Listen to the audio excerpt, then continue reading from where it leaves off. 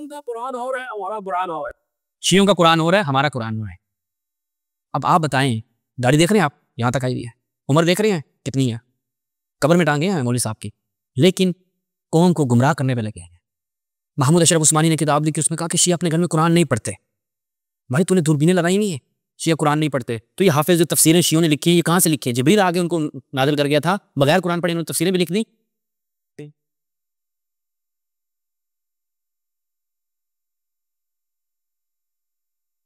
اعوذ باللہ من الشیطان الرجیم، بسم اللہ الرحمن الرحیم۔ ناظرین، جیسا کہ آپ کے علم میں ہے، ارشاد الحق عصری صاحب کی ایک 4 منٹ کچھ سیکنڈز کی گفتگو تھی، اور اس میں انہوں نے تشیع کے حوالے سے جو گفتگو کی ہم اس کا جواب دے رہے ہیں۔ ہم نے 1 منٹ کی گفتگو پہ جو ہمارا اشکال تھا وہ ہم نے بیان کر دیا تھا، آگے سنیں۔ ان کا قرآن جو قرآن ہو رہا ہے ہمارا قرآن ہو، شیعوں کا قرآن ہو رہا ہے ہمارا قرآن۔ اب آپ بتائیں، داڑھی دیکھ رہے ہیں آپ یہاں تک آئی ہوئی ہے، عمر دیکھ رہے ہیں کتنی ہے، قبر میں ٹانگے ہیں مولوی صاحب کی، لیکن قوم کو گمراہ کرنے پہ سنی بھائیوں، میں آپ سے سوال کرتا ہوں، کبھی شیعوں کی مسجد میں جاؤ، شیعوں کی امام بارگاہوں میں جاؤ، آپ کو قرآن نظر آئے گا، وہ انہی کا قرآن، اسی کو پڑھتے ہیں، اسی کے بچے حافظ ہیں۔ پہلے ایک زمانے میں کہتے تھے ان کے مولویوں نے لکھا اپنی کتابوں میں، جھوٹ لکھا۔ محمود اشرف عثمانی نے کتاب لکھی، اس میں کہا کہ شیعہ اپنے گھر میں قرآن نہیں پڑھتے۔ بھائی تو نے دوربینیں لگائی ہوئی ہیں، شیعہ قرآن نہیں پڑھتے، تو یہ حافظ جو تفسیریں شیعوں نے لکھی ہیں یہ کہاں سے لکھی ہیں؟ جبریل آگے ان کو نازل کر گیا تھا، بغیر قرآن پڑھے انہوں نے تفسیریں بھی لکھ دی۔ یہ تو اپنے گھروں میں قرآن نہیں پڑھتے۔ یہ جو پاکستان میں اب جگہ جگہوں پہ ٹی ویوں کے اوپر جو حفاظ جا رہے ہیں اور اپنے حفظ کے جو ایک بہترین فن ہے اس کا مظاہرہ کر رہے ہیں، تم لوگوں کے بچے جا رہے ہیں، شیعوں کے جا رہے ہیں، اور وہ شیعوں کے بچے جا کے آج ان کے منہ کے اوپر کالک مل رہے ہیں کہ تم لوگ شیعوں کو تانا دیتے تمہارے درمیان حافظ نہیں ہوتے، یہ نہیں ہوتے، وہ نہیں ہوتے۔ دیکھو تمہارے منہ پہ جوتا مار رہے ہیں، اسی قرآن کے حافظ ہیں، پھر یہ تقیہ کر رہے ہیں۔ یہ کس چیز کا؟ بھائی تمہیں تقیہ کا مقام بھی پتہ ہے کہاں پہ کرنا ہوتا ہے؟ ہمارے تو علماء نے اجماع کو نقل کیا ہے کہ یہ وہی قرآن ہے، اس میں کسی قسم کی کوئی کمی اور زیادتی نہیں ہے۔ اگر پھر تم روایات کی طرف آ جاؤ تو تمہاری طرف تو بیڑے غرق ہیں، ہماری طرف تو تمہیں ضعیف روایات ملیں گی، یا پھر ان میں کیلو کال تعویلات کافی ہوں گی، لیکن تمہارے ہاں تو سری روایتیں ہیں، بھائی سری روایات ہیں۔ ابھی ہم وہ باب کھولیں تو لگ تمہیں پتہ جائے کہ تمہارے صحابہ جو ہیں وہ ایک اچھی خاصی تعداد قرآن کے ایک حصے کی، تو ہم تمہارا پوسٹ مارٹم اس عنوان سے کرنے بیٹھے ہیں تو تمہیں لگ پتہ جائے گا کہ قرآن کا تمہارے نزدیک مقام کیا ہے۔ تمہارے مولوی اسی چینل سے بھاگے ہوئے ہیں، وہ مفتی جمیل فدق کے اوپر مناظرہ کرنے آیا ہمارے استاد کے ساتھ، مناظرہ فدق کے موضوع پہ ہو گیا، استاد نے ہمارے کیا عنوان دیا؟ اہل سنت کے نزدیک قرآن کا مقام۔ 4 یا 5 مہینے ہونے والے ہیں کہ اتنا عرصہ ہو گیا ہے، مولوی صاحب غائب ہیں، جواب نہیں دیتے، میسج کا جواب نہیں دیتے۔ پہلے تو مان نہیں رہے تھے یہ موضوع، پھر جب مان گئے کہا جی میرے بچے کی وہ ہے، کیا ہو رہی ہے جی؟ شادی ہو رہی ہے۔ وہ شادی ہو گئی، اب کیا جی وہ اس کے بچے کا ویٹ کر رہے ہو کہ بچے کا بھی بچہ ہوگا پھر کرو گے؟ اب جواب نہیں دے رہے، انہیں پتہ ہے بھائی ہمارے ہاں قرآن کے بڑے معاملات خراب ہیں، تم کسی کی ضرورت نہیں ہے، اب ہم چاہیں تو وہ تمہارا سارے یہاں پہ کھال کے رکھ دیں، لیکن جھوٹ تو نہ بولو۔ وہ آخری عمر میں تم اس طرح کی چھوڑ رہے ہو، اتنی تمہاری شخصیت ہے اہل حدیث کے اندر، لیکن کیا کریں، تمہارے ابن تیمیہ جس کو تم نے اپنا امام مانا ہے وہ بھی یہی چھوڑتا تھا جو تم چھوڑتے ہو۔ آگے سنیں جی کیا کہتا ہے۔ اس میں بھی کوئی نئی بات نہیں ہے، کیوں کہ ان کے اصول اربع میں یہ بات لکھی ہوئی ہے کہ قرآن اصل لائے گا مہدی، وہ جو امام غار میں چھپا ہوگا، اصل قرآن لائے گا امام مہدی جو غار میں چھپا ہوا ہے۔ اب ان سے سوال کر لیا جائے، مولوی صاحب یہاں پہ کوئی بیٹھا ہو، مولوی صاحب ایک شیعہ کتاب سے دکھاؤ کہ انہوں نے یہ اپنا عقیدہ کلیم کیا ہوا ہے کہ ہمارا امام غار میں چھپا ہوا ہے، ایک کتاب سے ایک کوئی صحیح روایت پیش کر دو۔ مولوی صاحب اپنی داڑھی کہ ایک ایک بال بھی جھڑ جائے نا ان کا، اتنی عمر کر جائیں، تب بھی مولوی صاحب جواب نہیں دے سکیں گے، یہ شیخ الحدیث ہیں۔ میں اس لیے کہتا ہوں کہ برادران اہل سنت کے ساتھ ہمدردی اس وجہ سے کرنی چاہیے، مسجدوں کے مولوی نہیں، مدرسوں کے مولوی نہیں، یہ شیخ الحدیث، عربی میں کتابیں، اردو میں کتابیں، رجال کے بابے، لیکن حالت چیک کریں، حالت چیک کریں کہ ایک گلی محلے کے بچے سے بھی ان کا علم شیعوں کے حوالے سے، اور کہتے ہیں کہ جی ان کے ہاں لکھا ہوا ہے کہ اصل امام جو ہے نا وہ قرآن امام لے کے آئیں گے۔ پہلے میں اس پہ تھوڑا سا عرض کر دیتا ہوں، پھر یہیں سے آگے بڑھیں گے، ہم گفتگو کو آگے بڑھائیں گے کہ یہ کیا جو بات کی جاتی ہے اس سے کیا مراد ہے۔ کون سی روایات ہیں جس سے یہ لوگ یہ شبہ ڈالتے ہیں؟ یہ ملاحظہ فرمائیں، کتاب الغیبہ نعمانی کے نام سے، یعنی کہ کتاب الغیبہ نعمانی کے نام سے معروف ہے، 3 4 صدی ہجری کے ہمارے عالم ہیں۔ یہاں پر روایت نقل کرتے ہیں، صفحہ نمبر 168 ہے، باب نمبر غالباً 12 یا 14 باب نمبر ہے۔ قال ابو جعفر علیہ الصلوۃ والسلام یقوم القائم بامر جدید و کتاب جدید، بھئی وہ کتاب جدید کے ساتھ آئیں گے، امر جدید کے ساتھ آئیں گے، قضاء جدید کے ساتھ آئیں گے، علی العرب شدید۔ اچھا اب یہ کیا ہے جی امر جدید، کتاب جدید، جس سے یہ لوگ معنی لیتے ہیں کہ جی اصل قرآن وہ لے کر آئیں گے، ٹھیک ہے۔ اب اس کا پہلے معنی سمجھنے سے پہلے میں تھوڑا سا مقدمتاً یہ ان کے یہاں سے اہل سنت سے کچھ روایات رکھوں گا۔ فرمائے مسند ابی یعلی الموصلی، اس میں حسین سلیم اسد کی تحقیق، الجزء الثانی 12ویں جلد ہے، اس میں روایت نمبر ہے 6940۔ اس میں کیا ہے جی، حضرت ام سلمہ رسول اللہ صلی اللہ علیہ وآلہ وسلم کی زوجہ سے روایت ہے کہ رسول نے فرمایا کہ خلیفہ کی موت کے بعد جو ہے اختلاف ہو جائے گا، پھر ایک فیخرج رجل من قریش میں سے ایک شخص نکلے گا، من اہل مدینہ الی مکہ، اچھا فیاتی الناس من اہل مکہ، اور کیا اس کی بیعت کریں گے مقام الرکن کے درمیان۔ وہ کیا کرے گا؟ وہ ان کے درمیان سنت نبی کے مطابق عمل کرے گا، نبی کی سنت کے مطابق عمل کرے گا، اور اسلام کو کیا کرے گا؟ استقرار، یعنی اسلام کو جس طرح سے ہے اسی طرح وہ نافذ کرے گا، ٹھیک ہے۔ روایت کی سند کیا ہے؟ روایت کی سند کیا ہے؟ حسن ہے، صحیح ہو گیا۔ اس کی ہم شرح میں جب دیکھتے ہیں، اون المعبود شرح سنن ابی داؤد، کئی لوگوں نے اس کی مع شرح الحافظ ابن قیم الجوزیہ، ابن قیم جوزی کی شرح کے ساتھ، وہ کہتے ہیں کہ یہ جو کہا نا کہ وہ عمل کرے گا، یا عمل ہو، یعنی عمل کرے گا کون؟ اے المہدی فی الناس بسنت نبیہم صلی اللہ علیہ وآلہ وسلم، رسول اللہ کی سنت کے مطابق عمل کرے گا، ٹھیک ہے۔ تو لوگ کیا بن جائیں گے؟ تمام کے تمام حدیث جو یعنی سنت کا اجرا کریں گے اس کے عامل بن جائیں گے، اس پہ عمل کریں گے تمام لوگ، جمیع الناس، ٹھیک ہے۔ اب امام مہدی جب آئیں گے تو یہ کام کریں گے۔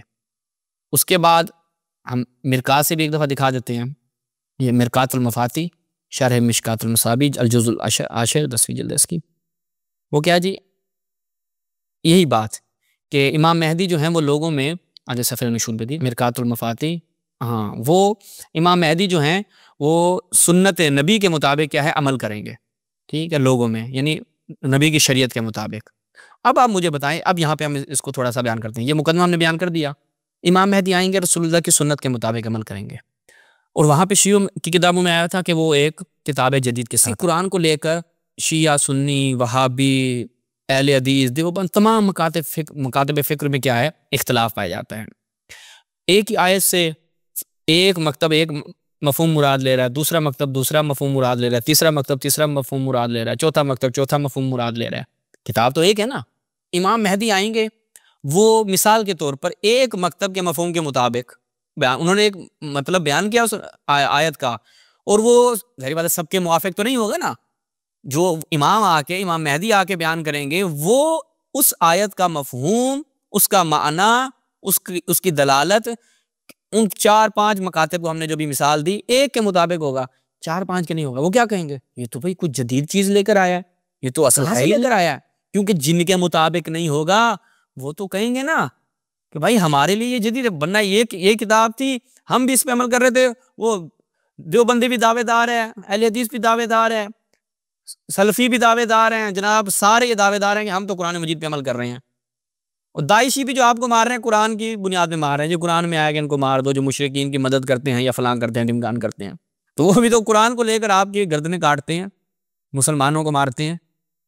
لیکن امام مہدی آئیں گے اور وہ نبی کی سنت کے مطابق عمل کریں گے، کیوں؟ کیونکہ نبی کی سنت جو ہے وہ، اب اہل سنت بھی کہتے ہیں ہمارے پاس نبی کی سنت ہے، اہل تشیع کہتے ہیں نہیں ہمارے پاس۔ آپ ابھی ایک شیعہ سنی ذہن سے باہر نکل کے اس بات کو سوچیں، اسی حدیث کو اس تناظر میں دیکھیں۔ شیعہ کہتے ہیں جی سنت نبی ہمارے پاس ہے، دیوبندی کہتے ہیں نہیں ہم سنت کے زیادہ پابند ہیں، وہ بریلوی کہتے ہیں نہیں ہم پابند ہیں، اہل حدیث کہتے ہیں کیوں بھائی ہم زیادہ پابند ہیں، تم لوگ تو بدعتی ہو، تم لوگ تو فلان ہو ڈمکان ہو، وہ ایک دوسرے کو تکفیر بھی کی ہوئی ان لوگوں نے۔ اب امام مہدی آئے، امام مہدی جو نبی کی سنت بیان کر رہے ہیں، بریلوی کہتے ہیں یہ کون سی لے آئے بھائی، یہ کون سی جدید ہے، یہ نئی چیز لے آیا تو سیدھے، وہ دیوبندی بھی رونے کھڑے ہو جائیں، اہل حدیث بھی گئے دھاڑ، وہ ٹھیک ہے رول گئے یہاں، کیوں جی ہم نے کچھ اور نبی کی سنت کو لے کے چل رہے تھے، یہ امام مہدی آئے تو کچھ اور لے کر آئے ہیں۔ تو وہ ان کے لیے کیا ہو جائے گی؟ سنت جدید، کتاب جدید. تو یہ بالنسبہ ہے، ٹھیک ہے، نسبتاً، یعنی ایک کے موافق ہوگی، چار کے مخالف ہوگی، تو چار تو کہیں گے ہمارے لیے جدید ہے. یعنی ایک اس قدر حدیث فہمی لوگوں میں نہیں ہے کہ جن کو اتنی واضح بات سمجھ نہیں آتی. یہ اب کسی بھی بندے کو آرام سے سمجھ میں آ سکتی ہے، لیکن یہ شیخ الحدیث ہیں بھائی، ان کے کیا کہیں.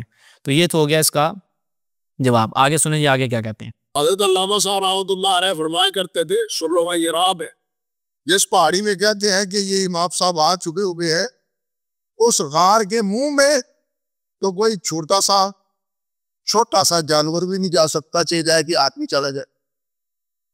ہاں ایسی بات بتائی.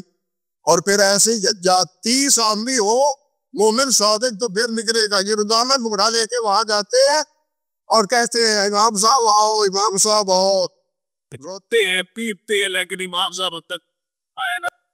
یہ دیکھا بیچارے جو آگے بیٹھے ہیں، ٹھیک ہے، ان کو اس سے آرام سے بیوقوف بنا رہے ہیں. بھئی یہ جو مشہور کیا ہے، یہ تمہارے علماء نے مشہور کیا ہے، یہ تمہارے ان جن کی جہالت کو لے کر تم لوگ آگے بڑھ رہے ہو. دکھاتا ہوں کہ یہ سب سے پہلے جو ہے وہ سمعانی نے، الانصاب سمعانی میں دکھاتا ہوں. یہ جو واقعہ ہے سب سے پہلے کس نے نقل کیا، یہ ملاحظہ فرمائیں.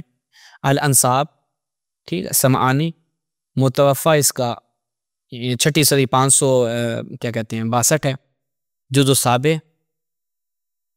وہ کہتے ہیں کہ سامرہ میں اس کو ایک سرداب کہتے ہیں، معروف ہے. اور شیعہ یہ گمان کرتے ہیں کہ مہدی یہاں سے خروج کرے گا. شیعوں کا یہ گمان ہے. سمعانی صاحب کسی شیعہ کی کتاب میں لکھا ہوا یہ عوام کو، وہ کہتے ہیں نا جھوٹ اتنا بولو لوگ سمجھے سچ ہے. شیعوں پہ اتنا تھوپا کہا جی شیعوں کا 40 پاروں والا قرآن ہے، شیعوں کا تو وہ قرآن نہیں ہے. بھائی ترقی ہوئی، سوشل میڈیا آ گیا، پتہ چلا کہ اب تم لوگوں کو جان کے لالے پڑے ہوئے ہیں. وہ حضرت عائشہ کا جو قرآن تھا جو بکری کھا گئی تھی، وہ پارے تو تمہارے گھر سے نہیں کر رہے ہیں.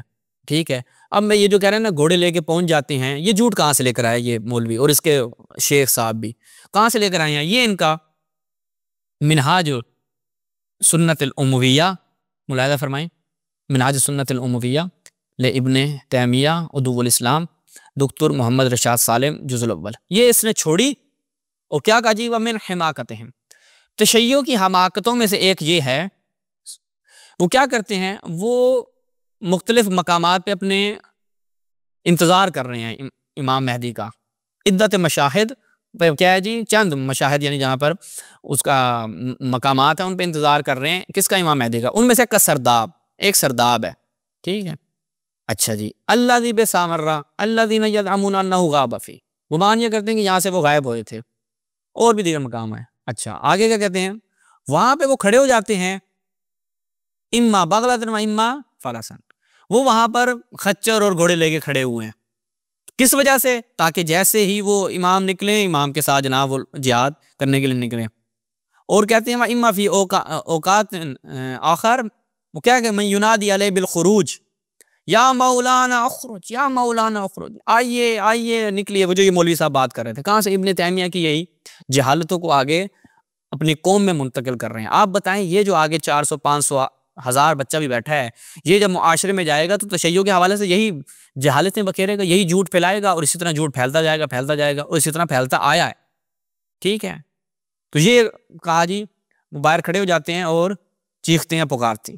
ٹھیک ہے، آپ بتائیں انہی سے بچوں میں سے بھی دیکھیں، بچوں کو بھی تو نہیں سکھایا جا رہا نا. یہ تو بھی ویسے نام کے اہل حدیث ہیں، لیکن اس طرح کی باتیں، یہ ایک اہل حدیث سے میری ڈیبیٹ ہو رہی تھی، انشاءاللہ وہ ٹی وی چینل والے اپلوڈ کر دیں اگر ان میں تھوڑی سی بھی شرم ہو، جو ابھی تک انہوں نے اپلوڈ نہیں کیا 1.5-2 مہینے سے. اس میں جناب مولوی صاحب نے، اہل حدیث مولوی نے کہا کہ شیعوں کا یہ عقیدہ ہے کہ یہ حضرت جبریل کو خائن مانتے ہیں والعیاذ باللہ، اور کہتا ہے کہ جی مجھے شہباز صاحب چیلنج کر سکتے ہیں. میں نے کہا چیلنج کر دیا، لاؤ کدھر ہے. وہ پورے مناظرے میں آپ اپلوڈ ہو جائے گا، دیکھیں گے وہ بندہ نہیں لا سکا حوالہ. کیا ہے جی، وہ خان الامین کے نعرے لگائے، مولویوں نے یقین کیا ہوا ہے. مولویوں کو پڑھنے کی کہاں فرصت ہے؟ وہ تو مولویوں کو جس چیز کی فرصت ہے وہ اپنی مذہب کو بخاری کا ختم کروا لو، مسلم کا ختم کروا لو، کہ ان کے ذہن میں بخاری مسلم کو ایسا ڈالو، ناسبیت کو ایسا ڈالو، تشیع کے خلاف زہر ایسا ڈالو کہ ان کو علم اور تحقیق کی اصل فرصت حاصل نہ ہو، کہ وہ فرصت ملے اور علم اور تحقیق کی طرف جائیں. نہیں، اصلا اس طرف جانے کی ضرورت ہی نہیں ہے. تو یہ مولوی صاحب سے کوئی پوچھ لیتا ہے، مولوی صاحب جو تم نے یہ جھوٹ بولا ہے امام مہدی کے حوالے سے، وہ کسی کتاب سے شیعہ کی پیش کر سکتے ہو؟ اصول اربع کا تم نے نام یاد کیا ہوا ہے، صحاح اربع جسے تم لوگ بعض اوقات کہہ رہے ہوتے ہو، وہاں سے پیش کر دو اس کو. اتنی تم لوگوں کی جہالت ہے. اور مجھے تعجب اس بات پہ ہوا ہے کہ میں ان کے چھوٹے چھوٹے مولویوں کی جہالت ہیں، تو یہ اس پہ ہم پہلے بھی جواب دے چکے ہیں، لیکن یہ بابا دیکھیں آپ، وہ تو اندر ہے ہی نہیں. اگر حسن عسکری کی اولاد ہی نہیں تھی چہ جائے کہ جناب آ جائے کہ ان کا بیٹا بار میں جا کے امام حسن عسکری کی اولاد نہیں تھی، ٹھیک ہے، چہ جائے کہ کہا جائے بیٹا غار میں جا کے چھپ گیا. میں آپ کی خدمت میں اگر ہم شیعہ کتابوں کو دیکھیں تو وہ امام مہدی علیہ السلام کی ولادت ہمارے ہاں کیا ہے، ثابت شدہ ہے. میں فقط کیا ہے جی ایک روایت رکھتا ہوں آپ کی خدمت میں، یہی جو صحاح اربع کی بات کر رہے تھے مولوی صاحب کہ بھئی ان کی 4 صحیح کتابیں ہیں، تو میں آپ کی خدمت میں رکھتا ہوں تاکہ آپ کو پتہ چلے کہ جناب ہمارے ہاں یہ ملاحظہ فرمائیں. روایت اصول کافی میں سکۃ الاسلام یہاں پہ روایت نقل کرتے ہیں، وہ کہتے ہیں کہ محمد بن عبداللہ محمد بن یحییٰ ان عبداللہ بن جعفر الحمیری، وہ کہتے ہیں کہ اجتمعت انا والشیخ ابو عمرو رحمہ اللہ عند احمد بن اسحاق. یہ ابو عمرو جو ہیں وہ امام کے پہلے نائب، ٹھیک ہے.